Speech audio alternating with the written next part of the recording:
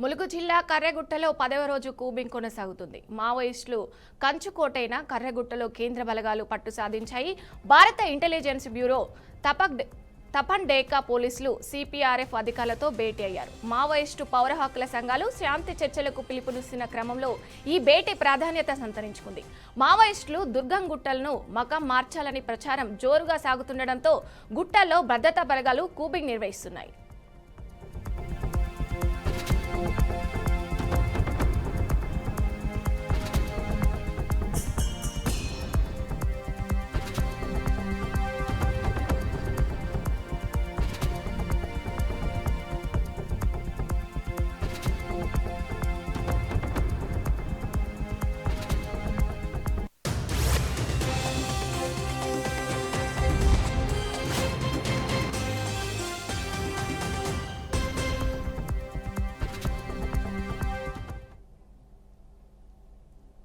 కులగణన విషయంలో కేంద్ర ప్రభుత్వం తీసుకున్న నిర్ణయం రాహుల్ గాంధీ విజయమని సీఎం రేవంత్ రెడ్డి అన్నారు. గత 10 ఏళ్లుగా ఈ కులగణన డిమాండ్పై రాహుల్ గాంధీ గొంతెత్తారని తెలిపారు. తెలంగాణలో కులగణన చేస్తామని మాటిచ్చి ఆ ప్రక్రియ కూడా పూర్తి చేశామన్నారు. అసెంబ్లీలో బిల్లు పెట్టి కేంద్రానికి కూడా పంపామని రేవంత్ రెడ్డి గుర్తు చేశారు. దేశవ్యాప్తంగా జనగణనతో పాటుగా కులగణన చేపట్టేందుకు నిర్ణయం తీసుకున్నందుకు కేంద్ర ప్రభుత్వానికి సీఎం రేవంత్ రెడ్డి ధన్యవాదాలు తెలిపారు.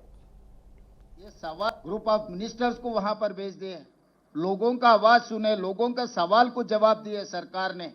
हम जो सवाल करना है 57 क्वेश्चंस हम तैयार किए जो डेटा लेने में, ये डेटा में आप लोग हर किसी का, हर परिवार का, पूरा जाति के साथ साथ में उनके पूरे डिटेल्स 8 पेज में कुछ कम 60 सवाल हम तैयार किए। ये सवाल बंद कमरे में बाबू लोग नहीं बने, जनता से हम सुझाव लिए, वो सुझाव लेकर हम लोग ये पूरा 8 पेज का क्वेश्चनियर बनाए।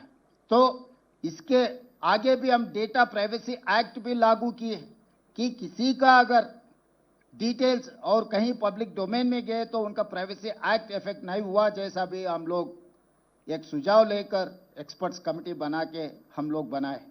पूरा राज्य को हम लोग 95,000 यूनिट्स बनाए, 95,000 एन्यूमरेटर्स को अपॉइंट किए। हर एन्यूमरेटर 150 घरों में जाकर 60 दिन में पूरा समाचार लेकर आना है, वो खुद ने डेटा एंट्री भी करवाना है। हर 10 एन्यूमरेटर को एक सुपरवाइजर को लगाए, कम से कम 10,000 लोगों को सुपरवाइजर बनाए कि ये 10-10 एन्यूमरेटर सही तरीका से काम कर रहे हैं, सही तरीका से समाचार ले रहे हैं, सही तरीका से कंप्यूटराइजेशन करवा रहे, सब सारे हम लोग सुपरवाइज किए। एन्यूमरेटर से लेके चीफ सेक्रेटरी तक बार बार हमारा ग्रुप ऑफ मिनिस्टर्स रिव्यू किए। मुख्यमंत्री होदा पे मैं भी 8 बार रिव्यू किया, सुझाव दिए। उसके बाद पूरा डेटा बनाने के बाद हम लोग पब्लिक डोमेन में रख दिए। उसके आगे भी कुछ सुझाव आए, 96% एन्यूमरेट किए, उसके आगे 4% नहीं किया था। लोग दोबारा मांगे, 60 दिन के बाद हम लोग और भी एन्यूमरेट करने के लिए तैयार है, हमको मौका नहीं मिले। उसके बाद हम ऑनलाइन ఎన్డీఏ ప్రభుత్వం కులగణనకు కట్టుబడి ఉందన్నారు బీజేపీ ఎంపీ లక్ష్మణ్. జనగణనతో పాటు కులగణన చేస్తున్నామని తెలిపారు. కులగణన క్రెడిట్ కాంగ్రెస్ తీసుకోవాలని చూస్తుందని ఆరోపించారు. తెలంగాణలో కాంగ్రెస్ ప్రభుత్వం చేసిన కులగణనకు పబ్లిక్ డొమైన్లో పెట్టలేదన్నారు. యూపీఏ హాయంలో కులగణన ఎందుకు చేయలేదో రాహుల్ గాంధీ చెప్పాలన్నారు. బీజేపీ బడుగు బలహీన వర్గాలకు అండగా ఉంటుందని స్పష్టం చేశారు. ఇదే పంతాలో కూడా ఈ కులగణన జరగాలని చెప్పి వారు ఇతూ పలుకుతా ఉన్నారు. రాహుల్ గాంధీ సైతం కూడా ఇవాళ ముసలి కన్నీరు కారుస్తా ఉన్నారు ఓబీసీల పట్ల. ఓబీసీ యొక్క శ్రేయస్సు దృష్ట్యా మరి మా ఒత్తిడి వల్లనే ఈ ప్రభుత్వం ఈ నిర్ణయం తీసుకుంది. నేను సూటిగా అడగదలుచుకున్నాను ఇవాళ రాహుల్ గాంధీ గారిని. సరే, రేవంత్ రెడ్డి గారు అయితే కాంగ్రెస్ కు కొత్త, వారి డిఎన్ఏలో బహుశా కాంగ్రెస్ లేదు. వారు అసలు కాంగ్రెస్ చరిత్ర తెలుసుకోవాల్సిన అవసరం. 60 సంవత్సరాలుగా ఈ దేశాన్ని పాలించినట్టు మీరు ఎందుకు కులగణన చేపట్టారో ముందు ఈ సమాజానికి, దేశానికి జవాబు చెప్పాల్సిగా నేను డిమాండ్ చేస్తాను.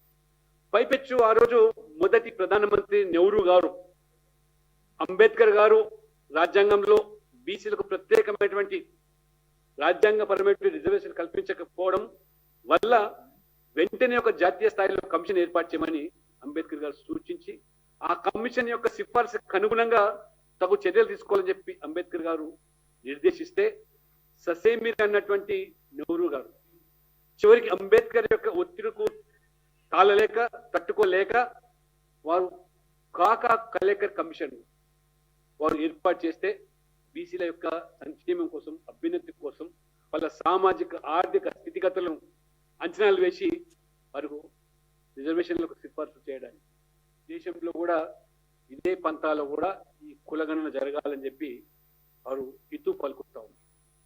రాహుల్ గాంధీ సైతం కూడా ఇవాళ ముసలి కన్నీరు కారుస్తా ఉన్నారు ఓబీసీల పట్ల, ఓబీసీ యొక్క శ్రేయస్సు దృష్ట్యా. మంగళగిరిలో ఘనంగా మేడే వేడుకలు నిర్వహించారు డిప్యూటీ సీఎం పవన్ కళ్యాణ్. ఈ కార్యక్రమంలో పవన్ పాల్గొని ఉపాధి హామీ కార్మికులతో ముచ్చటించారు.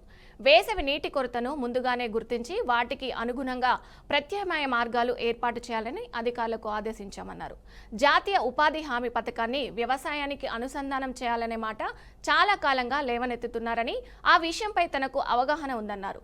దీనిపై కేంద్రం నిర్ణయం తీసుకోవాలని, అందుకోసం ప్రతిపాదనలు పంపిస్తామని తెలిపారు.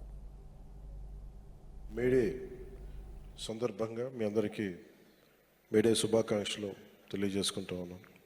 మీ అందరి మాటలు వింటూ ఉంటే చాలా చాలా ఆనందం కలిగించింది.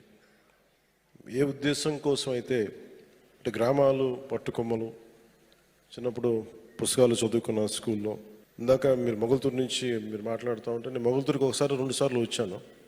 నేను పుట్టింది మన గుంటూరు జిల్లా బాపట్లో పుట్టాను.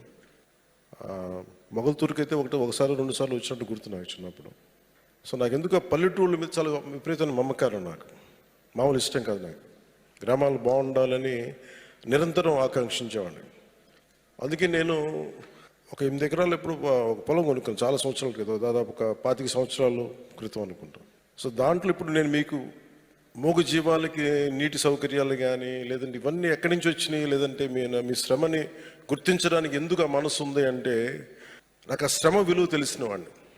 అంటే కండ కరిగించేవాళ్ళే కనుక లేకపోతే, రక్తం ధారబోసేవాడు లేకపోతే ఎత్తైన కట్టడాలు ఎన్నైనా కట్టలేం, పచ్చదనం ఉండదు, హరితహారాలు చేయలేం, లేదంటే గ్రీన్ రెవల్యూషన్స్ రావు. అందుకని ఎవరైతే శ్రమ పడతారో వారికి ముందస్తుగా ఇవ్వాల్సింది కూలీ అనే పదం కంటే కూడా వారిని శ్రామికుడు, ఈ దేశాన్ని నిర్మించే శ్రామికులు వీళ్ళు.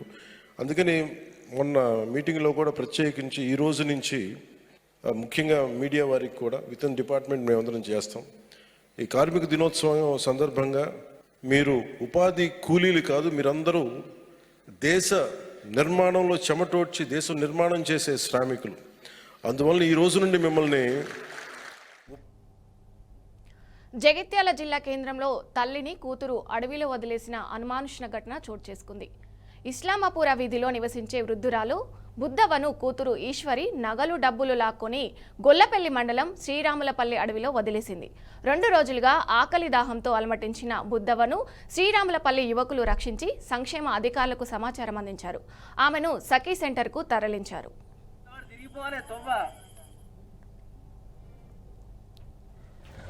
लाइट वाटर को दे लाइट वाटर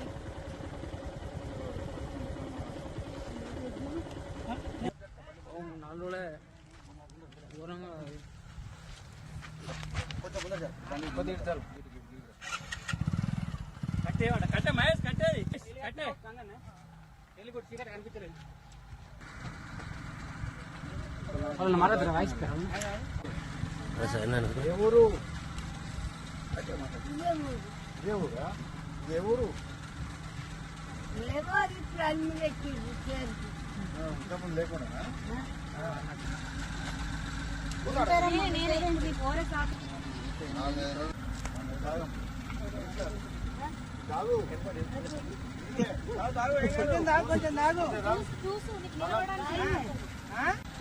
ఏం పేరు మీ బిడ్డ పేరు?